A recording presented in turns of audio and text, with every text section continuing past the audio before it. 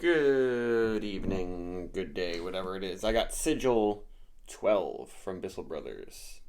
I like their Sigil labels. They're all kind of fun and shiny. So Sigil is basically their strong barrel-aged blended beers. Different every year. Usually there's some kind of stout. This one is actually a blend of 4 different stouts aged in bourbon and rum barrels for 13 to 20 months. Bottled 3/22, but that was, I don't think that they didn't release it until this fall, I think. And it's the biggest of the sigils, I think. One of the biggest Bissell has ever made. 14.1. I also got betwixt and between an even stronger double-barreled barley wine. I haven't tried that yet. Excited to try that. I like the other sigils. I like most of the big beers that I've had from Bissell, even though they're not really known for it. Need a bottle opener. I took this one out of the fridge for a little bit, but still a little bit cold. Definitely probably a beer you want to warm up. But yeah, these beers they don't go very quickly at Bissell Brothers. But I highly recommend them. I really enjoyed the stouts. That is very dark. That looks pretty nice. And what I've enjoyed about their Imperial Stouts is they usually have a really nice, fine, like velvety feel. Even if the ones I've had in the past were not as strong and sweet, they still had a really nice feel. This one's got hella legs. I'm expecting it to be pretty big, but I think some people said that it was somewhat dry. Ooh, but that smells really nice. The combo of bourbon and rum just works for me a lot.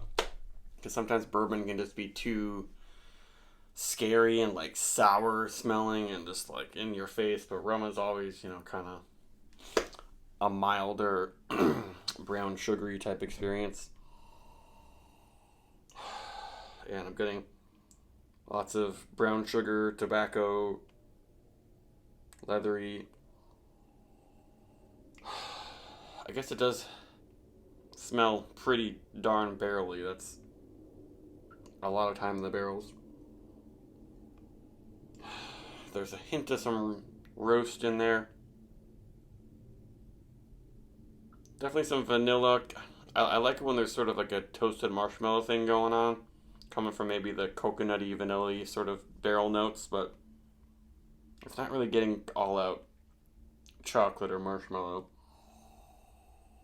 Definitely like a sweet campfire thing happening in there. Smells pretty darn good.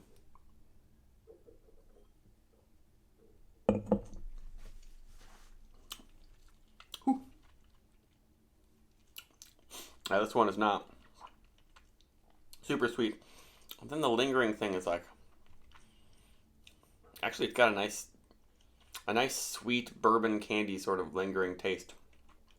And like, this is definitely a lot better than the 12-ounce Bourbon County Stout that I had that was basically the same ABV.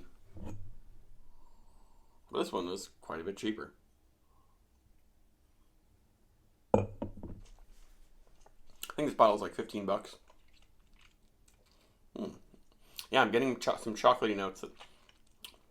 Even though it's not sticky sweet, but then there's just like lots of barrel, lots of rum, kind of almost not diacetyl, but some sort of buttery, rummy thing, maybe sort of fig, and there's just enough char. Maybe that's what's helping bring in some chocolatey flavors of some of that roasted malt. But the smell is pretty barrel forward.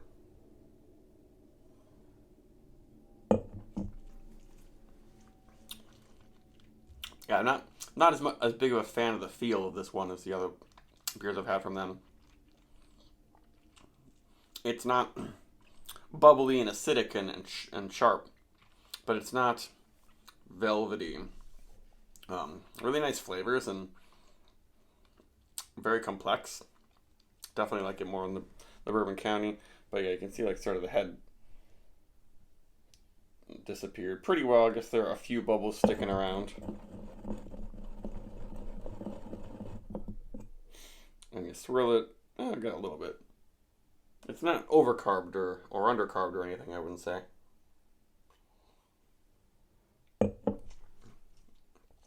There's some weight to it when you roll it around on your tongue, but it's not really rich. But it's quite palatable for 14.1% alcohol. I would say that much, but I don't know. I might cap this bottle and save some of it for tomorrow. The saving grace is that lingering sort of bourbon chocolate candy, like bourbon coconut chocolate candy, which is really, really nice. That I don't really get from in other ways. It's a little bit caramely, which is nice. Maybe almost moving closer to toffee, like a bitter, burnt sort of caramel.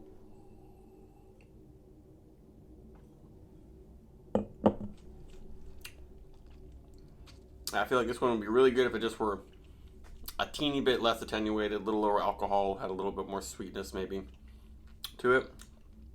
But very, very well made. But I might like some of the other ones they've released that are lower alcohol. This one is like the highest rated, but it's the most recent release, so usually ratings always go down. But I think people rate this higher just because it's so gigantic of a beer. I don't know if they've done a stout or like a big dark beer like this, this strong. I know the barley wine I mentioned betwixt and between, that one's a little bit stronger, but that's a barley wine.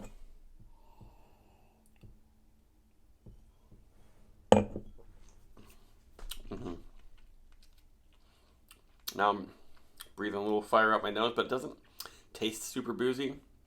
I guess maybe I should try to warm it up a bit. I'm already at over 7 minutes here in the review, but I want to make sure I'm getting some sort of idea of what the warmer beer would be like. And just bringing out lots of bourbon.